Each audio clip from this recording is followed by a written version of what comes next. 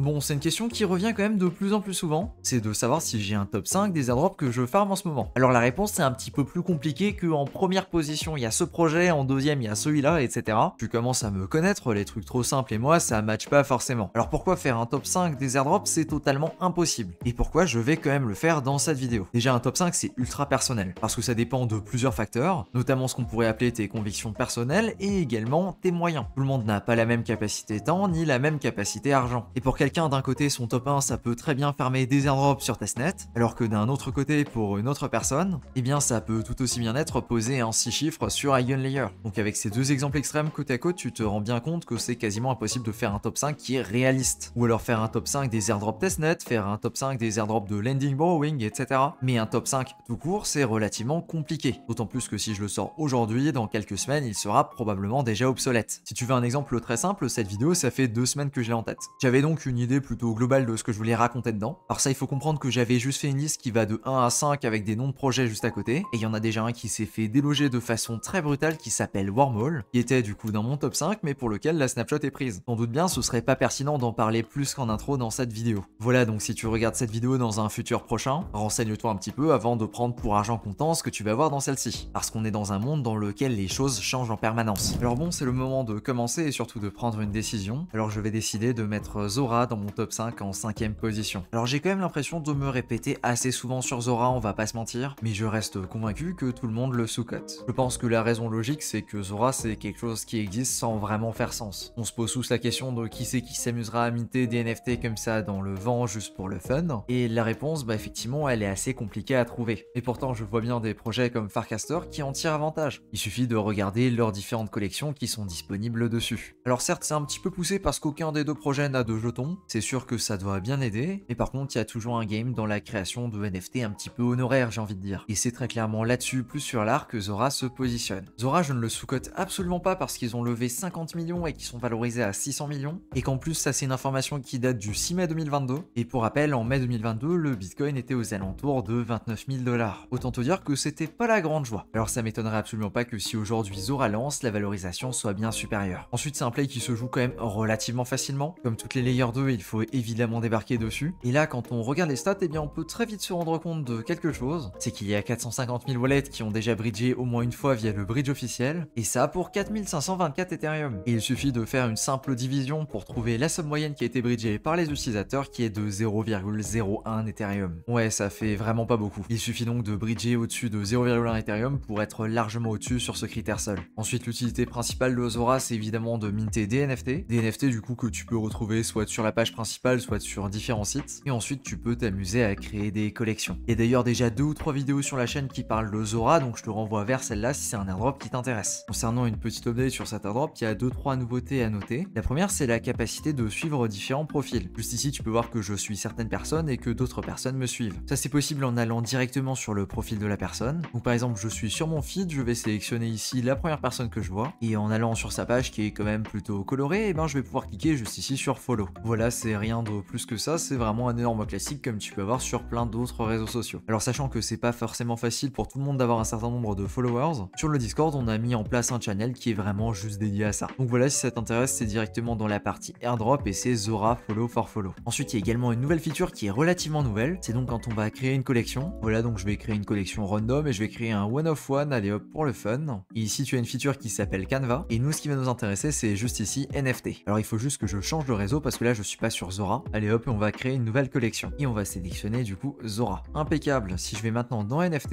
eh bien tu vas voir qu'ici je vais pouvoir utiliser différentes illustrations qui ont été réalisées par d'autres personnes. Ce sont donc des NFT qui ont déjà été mintés sur Zora. Pour le coup, allez hop, on va intégrer la pièce. On peut intégrer d'autres choses, je sais pas, par exemple ce petit gif. D'ailleurs je suis assez étonné, je m'attendais à ce que ce soit sous le format d'un gif. Et ici encore, pourquoi pas autre chose, une Zorb. De ce que j'ai compris, cette feature là elle fait en sorte que si quelqu'un s'amuse à minter ce NFT là que je vais sortir, eh bien les personnes qui ont créé ces NFT qui sont représentés ici vont recevoir un pourcentage des frais. Sachant que c'est une feature vraiment originale, je me dis que c'est pas déconnant de l'utiliser au moins une fois. Alors je sais pas pourquoi il voulait pas me le minter tout à l'heure, donc j'en ai recréé un, je vais confirmer, et j'ai donc fait une première transaction pour splitter et une deuxième du coup pour créer le contrat. À partir de là, il va me créer ma page de mint, et hop, je vais minter le premier NFT qui est associé à cette collection. Et comme tu peux voir juste ici, il y a effectivement un split qui s'opère. Allez hop, je mint, et voilà, c'est minté. Et voilà, je pense que j'ai fait un petit peu le tour des nouveautés. Ce qui fait que Zora Zora c'est relativement cool, c'est surtout le fait qu'il y ait très peu de monde dessus. On parle d'environ 600 000 wallets avec au moins une transaction. Et puis bon, minter quelques NFT de temps en temps, que ce soit via la marketplace officielle ou alors via Mintfun, et ben c'est vraiment pas compliqué. Je pense que le problème principal des chasseurs sur Zora, c'est tout simplement ce qu'on appelle soit l'ancienneté, soit la régularité. En général, les gens vont passer une fois dessus et puis ils vont oublier. Voilà donc pour ce premier projet dans mon top 5. En quatrième position, je vais mettre un certain Layer 0. Il y a un certain moment, je pense qu'il méritait une place qui était bien plus élevée, mais aujourd'hui, vu ce qui se passe en ce moment, eh bien, je ne sais plus trop où le mettre. Pas parce que je ne pense pas que Layer 0 va cook, mais plutôt parce qu'aujourd'hui, l'attention est vraiment palpable. C'est l'un des airdrops pour lesquels il y a le plus d'attention. Et d'un côté, je me dis qu'on s'en fiche du nombre d'utilisateurs qu'il y a dessus et que c'est pas important tellement la taille de Layer 0 sera monstrueuse. Et d'un autre, eh ben, quand on commence à regarder les chiffres, Layer 0 c'est quand même 107 millions de transactions, et ça pour un petit peu plus de 4 millions de wallets qui ont déjà interagi avec. De mémoire, la snapshot pour Arbitrum à l'époque avait été prise à environ 2,6 millions d'utilisateurs, et par contre, j'ai pas la stat du nombre de transactions. Donc effectivement, si Layer 0 se valorise correctement, ça ne veut pas dire que les utilisateurs ne recevront rien ou peu.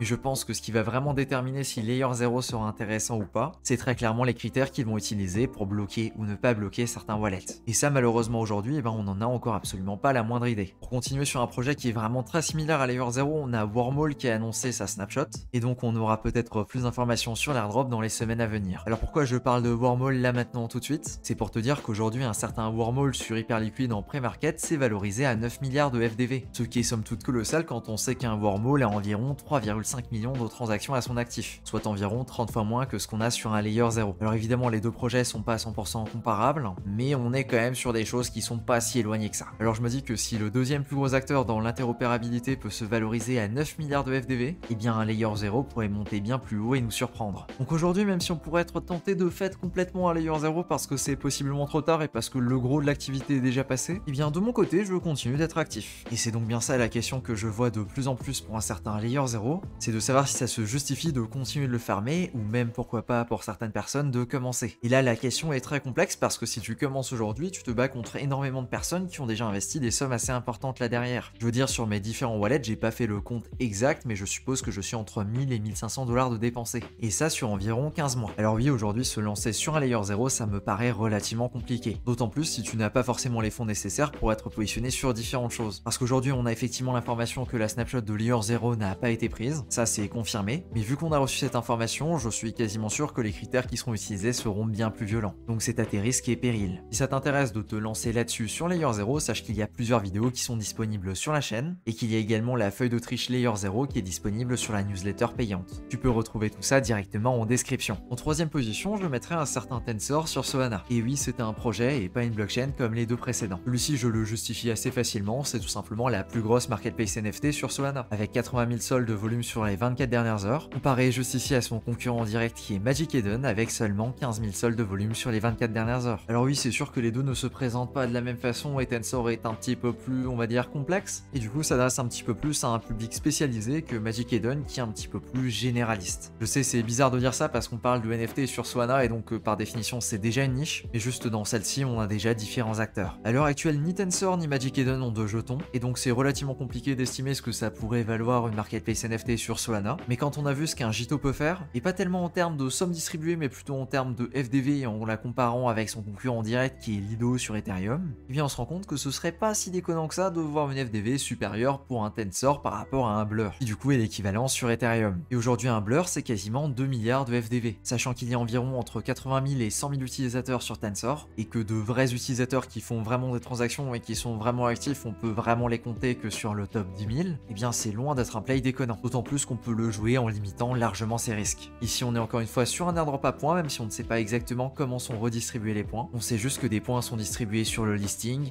les bids, le market making ou encore les funds lock. Pour le coup, j'ai développé une petite stratégie qui fonctionne relativement bien et qui sur les 7 derniers jours m'a permis de me positionner en global dans le top 1500. Et ça avec à ma disposition environ 2 à 3 sols. J'ai vu que ma stratégie intéressait plusieurs personnes sur le Discord, alors je me suis dit que j'allais en faire une vidéo dédiée, et ça ce sera du coup disponible mercredi 10h directement dans la newsletter payante. Et si tu souhaites t'inscrire pour le recevoir, c'est directement le premier lien dans la description. Et dans cette première édition, on parlera également d'autres choses, notamment de comment jouer un airdrop qui est absolument inconnu au bataillon et qui peut rapporter 5% sur un mois sur ton Ethereum, ainsi que d'une stratégie pour faire du volume sur les plus gros bridges entre Optimism et Arbitrum qui ne coûtent quasiment rien. Voilà, donc si tu es inscrit, ce sera directement dans tes mails demain matin 10h. Et en deuxième position dans mon top 5, on peut accueillir un certain projet qui s'appelle Hyperlane. Là, je suis sûr que celui-là, tu le voyais pas venir. Déjà parce que c'est vraiment très peu connu, alors je ne pense pas que tu le connaisses déjà. Et ensuite parce que moi non plus, je le voyais pas venir. Normalement, c'était Wormhole qui était censé être à cette place-là. Mais bon, écoute, les aléas des airdrops, tout ça, tu connais. Alors juste avant de regarder ce que c'est Hyperlane et d'expliquer un petit peu,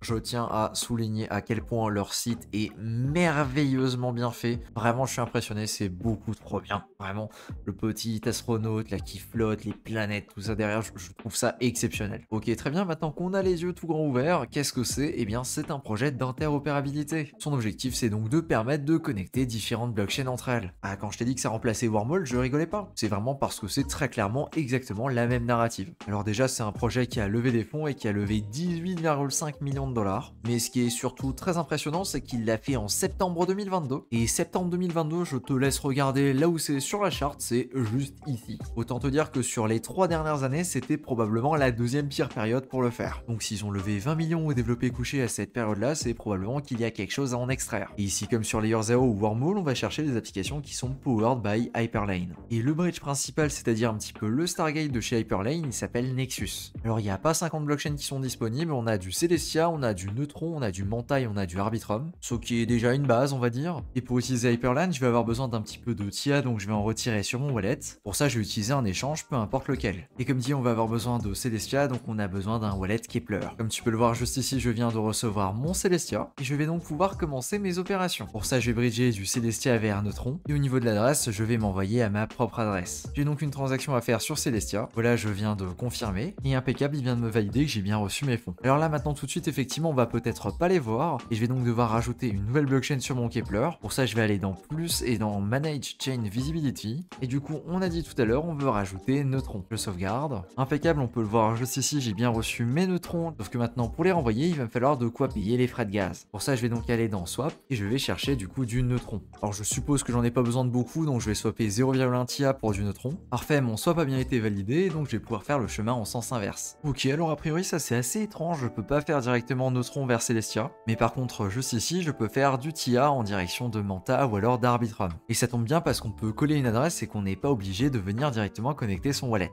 Bien écoute, on va tester et on va voir ce que ça donne. Bon, par contre, ça m'a l'air relativement cher, il me demande 0,27 TIA pour faire ma transaction, ça fait quand même 5 $. Bon, en fait, j'ai compris pourquoi en fait le GUI est très élevé. Pour le coup, je vais donc m'arrêter ici pour la petite démonstration, mais sache que si tu veux retourner avec tes TIA sur Celestia, alors tu l'as peut-être déjà remarqué, ça fonctionne pas sur Nexus, mais par contre, on peut utiliser la capacité de la blockchain Cosmos pour le faire. Je vais donc aller dans l'onglet Swap, je vais sélectionner mes jetons Celestia sur Neutron, ce qui en fait est tout simplement un bridge. Je vais les bridger vers Celestia, donc il va automatiquement sélectionner mon adresse et je vais mettre le maximum. Il me faudra du coup payer un petit peu de neutrons, mais ça j'avais déjà anticipé, donc il n'y a pas de souci, et je peux tout simplement me les renvoyer. Et voilà, j'ai tout récupéré directement sur Celestia. Alors c'est un petit peu limité comme première expérience, hein. C'est vrai qu'il n'y a pas 50 000 routes possibles et que là j'ai pas pu aller très loin avec les GUI très élevés sur Ethereum, mais là il faut savoir qu'on est quand même relativement tôt et donc que c'est pas quelque chose de si choquant que ça. Je sais pas si tu te rappelles nos premières expériences sur Stargate, mais c'était pas très fameux il y a un petit peu plus d'un an maintenant. Et si je devais vraiment mettre un au sommet qui pour moi serait le plus intéressant, il me semble bien que ce soit Eigenlayer. Entre ce que le projet propose de faire et qu'il est déjà en partie en train de faire sur son testnet, la TVL complètement hallucinante qu'il a réussi à récupérer extrêmement rapidement, on parle quand même d'un projet qui est classé top 5 au niveau de la TVL des applications on-chain, et il est là avec un joli 6,2 milliards. Voilà à quoi ressemble la courbe aujourd'hui, et si je devais te dire quelque chose, c'est vraiment que j'ai l'impression d'être un énorme privilégié d'avoir pu rentrer en août 2023. Parce qu'aujourd'hui, il y a bien plus de TVL et donc la dilution est bien plus importante. Alors pas directement parce qu'on marque moins de points, mais surtout parce que plus de monde marque la même quantité de points en même temps. Pourtant, quand on regarde le nombre de personnes qui ont déposé dessus, eh bien il est pas si impressionnant que ça. On a 110 000 adresses. Et pour être dans le top 30%, il faut avoir déposé environ un Ethereum dessus. Ce qui, je trouve, quand on connaît la TVL de la chose, n'est pas si énorme que ça. Et si tu te poses la question, avec 2 Ethereum, tu es positionné dans le top 16 500. Ce qui correspond au top 16%, ce qui est vraiment pas déconnant. Maintenant, Eigenlayer, c'est clair que c'est pas pour tout le monde. Notamment parce que c'est sur Ethereum et qu'il faut donc restacker pour aller dessus. Mais plus que ça, car il faut déposer des sommes considérables pendant une période de temps non déterminée à l'avance. Alors autant ça pourrait être jusqu'à cet été peut-être, autant ça pourrait durer bien plus longtemps. Et vu le coût et la complexité à re-rentrer dans ces plays là, et bien effectivement c'est pas dans ton intérêt de ressortir si tu es déjà positionné. Et aujourd'hui, il y a plein de nouvelles stratégies qui se développent autour d'Eigenlayer.